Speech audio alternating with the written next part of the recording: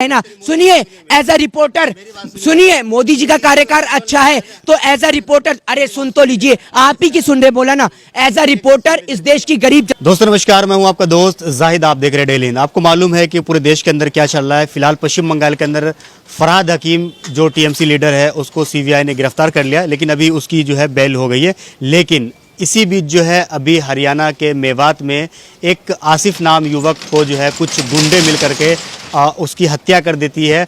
उसके बाद से जो है लगातार ट्विटर पे जो है जस्टिस फॉर आसिफ जो है ट्रेंड कर रहा है। मेरे साथ इन मुद्दों पर जो है मोहित शर्मा जुड़े हुए हैं बातचीत करने के लिए। मोहित शर्मा से हम बातचीत करेंगे कि जिस तरीके से देश में एक तरफ तो लोग जो है कोविड की वजह से मर रहे हैं, दूसरी तरफ जो है लोग हिंदू की रक्षा के नाम पर दूसरे की हत्या कर रहे हैं। तो सबसे पहला सवाल मोहित शर्मा आपसे ये है कि अभी आपने एक न्यूज़ देखी होगी कि एक आसिफ नाम के युवक को कुछ गुंडे द्वारा हत्या कर दी जाती है। देखिए, सबसे पहली बात मैं आपको बताऊं और साफ रूप से स्पष्ट करूं कि कोई भी हिंदू हो वो किसी की भी हत्या नहीं करता, या कोई भी मुस्लिम किसी की हत्या नहीं करता। और आपने कहा कि हिंदू की रक्षा के खातिर उनको मारा गया, नहीं, ये चीज गलत है।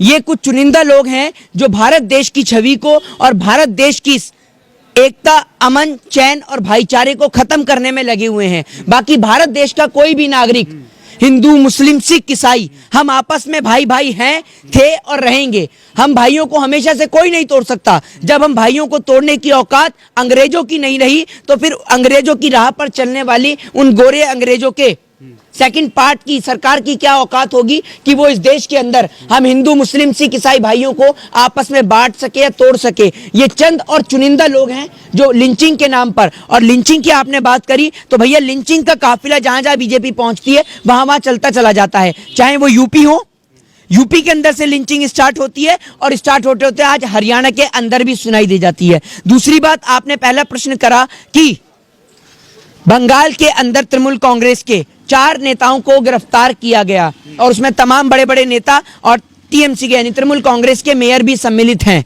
आप एक बात मुझे बताइए, सबसे पहली बात कि किसी भी लीडर को अरेस्ट कैसे किया जाता है, कैसे किया जाता है? उसके लिए सबसे पहले आपको स्पीकर से साइन लेने पड़ते हैं। आपने विदाउट स्पीकर के सिग्नेचर के डायरेक्ट गवर्नर के हस्ताक्षर से आपने उन्हें अरेस्ट कर लिया।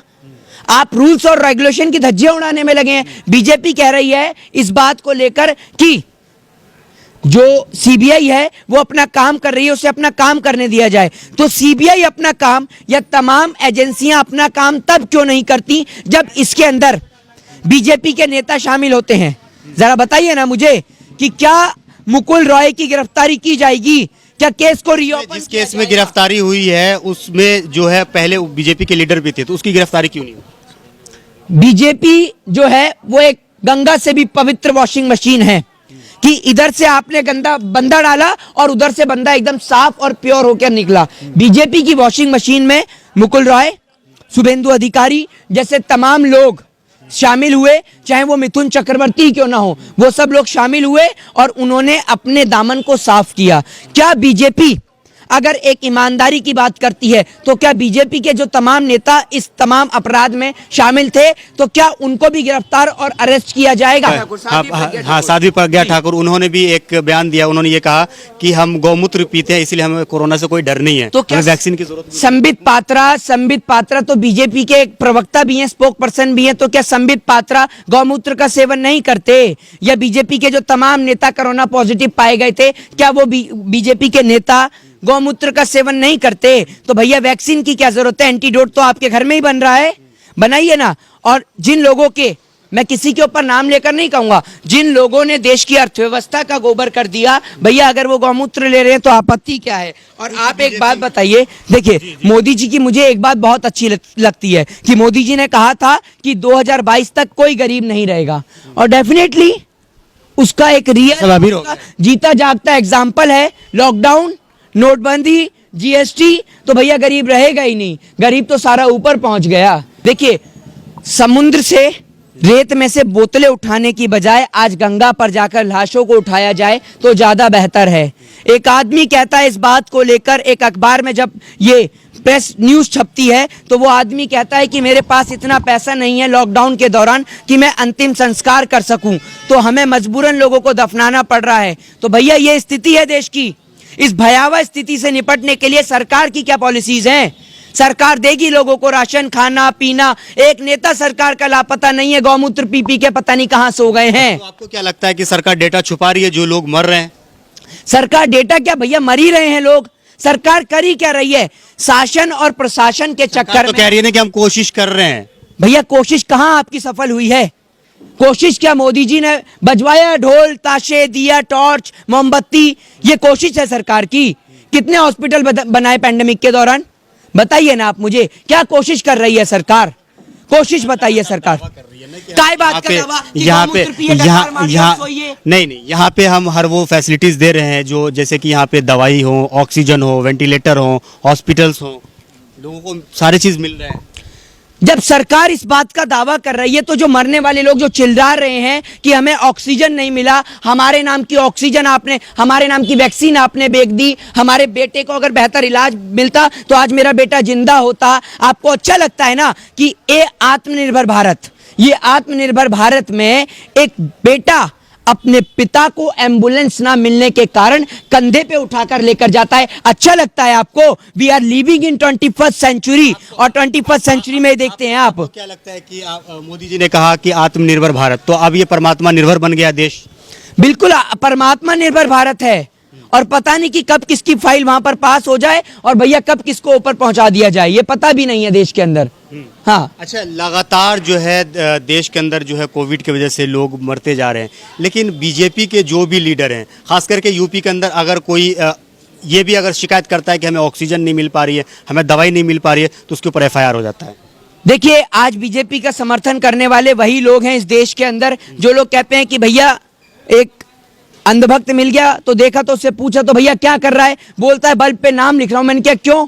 कह रहा है लोग बोलते हैं, सब लोग बोलते हैं कि माँ बाप का नाम रोशन करना है तो इसलिए माँ बाप का नाम बल्ब पे लिख रहा हूं। तो ये वो लोग हैं जो मोदी जी को सपोर्टर करते हैं, समझ रहे हैं? बाकी कोई नहीं है इस देश के अंदर। आप मोदी जी के सपोर्ट नहीं करते हैं? नहीं। मोदी का काम अच्छा नहीं लगता आपको? आपको अच्छा लगता है तो जाकर पूछिए ना, एक बार हॉस्पिटल के बाहर नारा लगाइए, हर हर मोदी घर घर मोदी, लगाइए ना। आपको निकल के अस्पताल की जनता बता देगी कितना बेहतर मोदी जी का कार्यकाल है। अरे सुन तो लीजिए, सुनिए एक मिनट, पहले आपकी बात सुन रहे हैं पिछले 7 साल से, तभी प्रधानमंत्री मोदी जी सत्ता में आए हैं। अब आप सुनिए हमारी बात, सुनिए।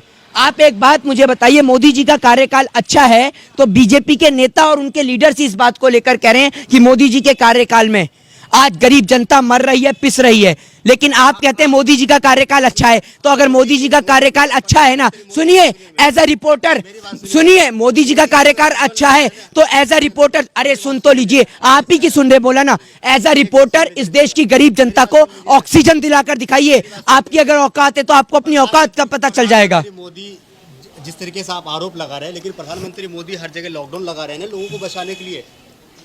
और वो लोग जो भूख से मर रहे हैं, वो लोग जो भूख से मर रहे हैं, उनके लिए क्या, उनके लिए क्या सुविधाएं बताइएगा आप?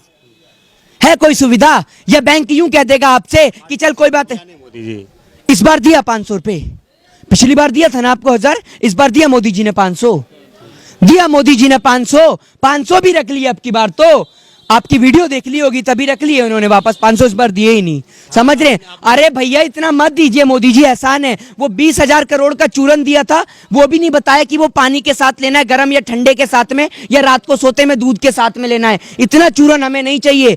आप कहते हैं कि भैया कोई भी इनकी सेवाएं हो, आप कहते हैं गरीब को मिली। कहाँ है गरीब? जिससे पूछो वही कहता है गरीब को मिली।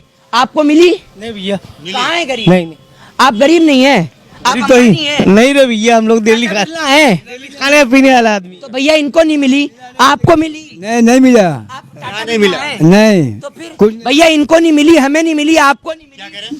चोर है, कुछ नहीं मिला, सब। अरे भैया जब इन्हें नहीं मिली, मुझे नहीं मिली, आपको नहीं मिली, तो भैया वो 20,000 करोड़ का चूरन कहाँ गया? तो मोदी जी आप कहते हैं गरीबों को मिला, लेकिन यही नहीं पता कि गरीब कहाँ है। गरीब तो मिले कहाँ है? गरीब ढूंढने वाले को भी 15 लाख का इनाम। ढूंढिए गरीब, कहाँ है गरीब? PM केयर फंड पे भी आरोप लगा रहे हैं कि सारे पैसे घटक गए। पीएम केयर फंड की आप बात कर रहे हैं। पीएम केयर फंड के अंदर एक भाई का मैंने देखा तो उन्होंने 50,000 रुपए डोनेट करे। बिल्कुल, अगर आप 50,000 रुपए का खाने का पार्सल बनाकर उस पे भले ही पीएम मोदी की फोटो लगाकर बांट देते ना, तो गरीब लोगों का पेट भर जाता, जो इंसानियत और मानवता को समर्थन करता है। और इस समय एक भाई को दूसरे भाई की जरूरत है। जय हिंद, जय भारत, वंदे मातरम। तो मेरे साथ यहाँ पे मोहित शर्मा बातचीत करने के लिए जुड़े हुए थे। मैंने कई मुद्दों पे मोहित शर्मा से बातचीत करने की कोशिश करी है।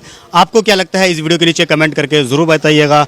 वीडियो अगर आपको अच्छा लगा तो इसे लाइक और शेयर जरूर कीजिएगा। जय हिंद, जय भारत, अपना ख्याल रखिए, हंसते रहिए, मुस्कुराते रहिए। आधा घंटा